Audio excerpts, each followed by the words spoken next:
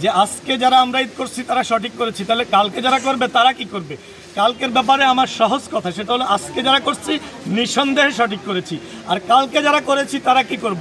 তারা আমাদের ধর্মে একটা বিধান আছে যে কোরআন হাদিস গবেষণা করে কেউ যদি ভুল করে তাহলে তাকে আল্লাহ যদি ইচ্ছে করে কবুল করতে পারে। যেহেতু মুস্তাহিদদের বেলা একটা মাসালা আছে যে সঠিক করলে 2টা সওয়াব, ভুল করলেও একটা সওয়াব।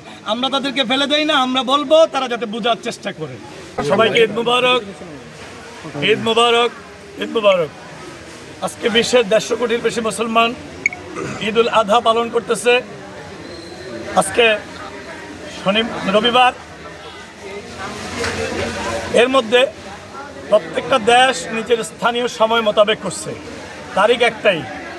আর এই ধারাবাহিকতায় আমরা 1928 সাল থেকে আজ পর্যন্ত করে আসতেছি। তখন সামান্য কয়েকজন মানুষ ঈদগাহে ছিল। আজকে চাঁদপুরের বিভিন্ন উপজেলা নয়, শুধু সারা বাংলাদেশের 2-1টা জেলা বাদ থাকতে পারে, আর না হয় সকল জেলা আজকে ঈদের নামাজ হয়েছে আলহামদুলিল্লাহ। আমরা হিসেব করলে দেখব একটা সময় গেছে যখন শুধু সৌদি আরবের খবরটা সৌদি আরবই করছে। কবে হজ হয়েছে পাশের রাষ্ট্র এই খবরটা জানে নাই। পানি আসলে যেমন তায়াম্মুম থাকে না, নিউজ পেলেও এরকম পরের দিন ঈদ করার কোনো সুযোগ আমাদের নাই। তো যখন আমরা খবর পাচ্ছি যতটুকুর মধ্যে খবর যাচ্ছে অতটুকুর মধ্যে ঈদ করা ওয়াজিব হয়ে যাচ্ছে। সেই ভিত্তিতে আমরা 1928 সাল থেকে এ পর্যন্ত এই সাদরা মাদ্রাসা ঈদগাহ ময়দানে ঈদ উল আধা, ঈদ উল ফিতর সহ বিভিন্ন ধর্মীয় অনুষ্ঠান পালন করে আসছি।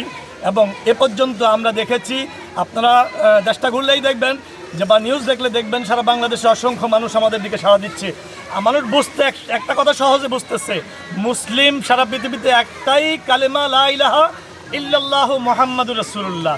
সময়ের পার্থক্যে আমরা আরবের 3 ঘন্টা আগে হব, পরে হওয়ার কোনো ভৌগোলিক, কোনো বৈজ্ঞানিক, কোনো জ্যোতির্বিদ, কোনো ধাগিনক্ষ, কোনো হিসেব দিয়ে কখনোই কেউ প্রমাণ করতে পারবে না আমরা আগে পরে নয়। সুতরাং আমরা একদিন আগে করতে পারি, কিন্তু একদিন পরে করার কোনো সূত্রই নাই। সেজন্য আমরা আগে করি, একদিন আগে করি না, আমরা কয়েক ঘন্টা আগে করি, এতটুকু। আমি বলবো প্রত্যেক দেশ তার স্থানীয় সময় মোতাবেক বিশ্বের সকল প্রান্তে একই দিনে ধর্মীয় অনুষ্ঠানগুলো পালন করা উচিত। প্রশ্ন হলো আমাদের দেশের জন্মদিন, আমাদের নবীর জন্মদিন কোন দেশে কোন দিন? কেন আমাদের নবীর একজন নবী একদিনে জন্মগ্রহণ করেছে, একজন এক এক দিনে ঈদে মিলাদুন্নবী বা ধর্মীয় অনুষ্ঠান জন্মদিন পালন করতেছি। এটা তো আমাদের জন্য হাস্যকর। বিজাতিরা আমাদের দেখলে হাসে যে তাদের নবীর, তাদের যে ধর্মদেবতা থাকে, যাদের যত অনুষ্ঠান করে সব একদিনে হয়। আর শুধু মুসলমান এমন এক জাতি যে ওমর রাদিয়াল্লাহু আনহু হিজরি ক্যালেন্ডার করে গেলেন, হিজরি ক্যালেন্ডার বাস্তবায়ন না করে মুসলিমরা, আজকে যদি জিজ্ঞেস করি আপনার আজকে জুনের কয় তারিখ সবাই জানি, যদি জিজ্ঞেস করি বাংলা কয় তারিখ একটু কম জানি, যদিও নামে বাঙালি। যদি জিজ্ঞেস করি মুসলমান হিসাবে আরবি কয় তারিখ, তাহলে বলবো যে কেউই জানি না। এটা আমাদের ব্যর্থতা। পুরো মুসলিম উম্মার হিজরি ক্যালেন্ডারের হিসেব করে ধর্মীয় অনুষ্ঠানগুলো চাঁদ দেখার ভিত্তিতে করা উচিত আমি মনে করি। আর এটা আমরা যত মানুষকে বোঝাতে চেষ্টা করতেছি, আমার জানা মতে পর্যন্ত কেউ বুঝে নাই এমন মানুষ আমি দেখি নাই আলহামদুলিল্লাহ। যে সৌদি আরব এখনো নামাজও পড়ে নাই, কোরবানিও করে নাই, তাহলে আমরা আগে করলাম কেন? আমরা আজকে ফজরের নামাজ সৌদি আরবে 3 ঘন্টা 20 মিনিট 48 সেকেন্ড আগে পড়েছি, কালকে এইসব তাই করেছি, এভাবে করে আসতেছি।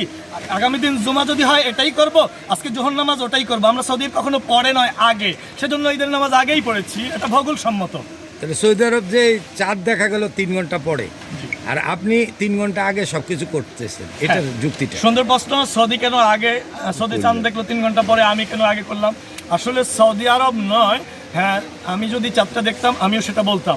সৌদি আরব চাঁদ দেখেছে, চাঁদ দেখে পুরো বিশ্বকে জানিয়ে দিয়েছে বিশ্ব একটা আন্তর্জাতিক, যেমন সৌর তারিখ হয় এমন একটা চন্দ্র তারিখ নির্ধারণ করবে। সেটা তারিখ, পুরো বিশ্বে তারিখ কখনো 2টা হয় না।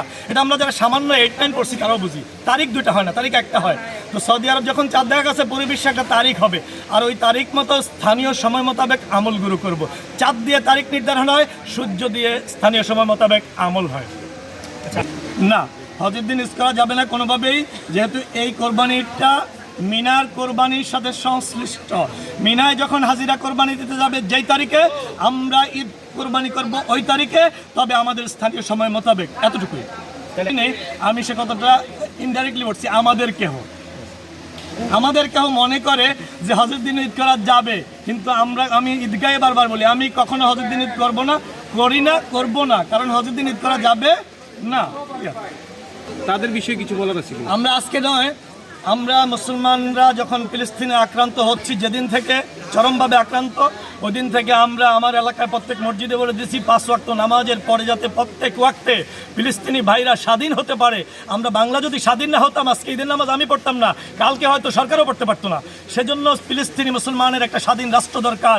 আমরা আজকের ঈদেও দোয়া করছি, পুরো মুসলিম উম্মার জন্য দোয়া করেছি, উম্মা যাতে প্রত্যেক ধর্মীয় অনুষ্ঠান একদিনে পালন করে, স্থানীয় সময় মোতাবেক পালন করে, ঈদের দিন সকালবেলা পুরো বিশ্বের মুসলমানকে ফোন দিয়ে বলতে পারি ঈদ মুবারক। ধন্যবাদ। এই প্রশ্ন এনেছেন, আনা স্বাভাবিক।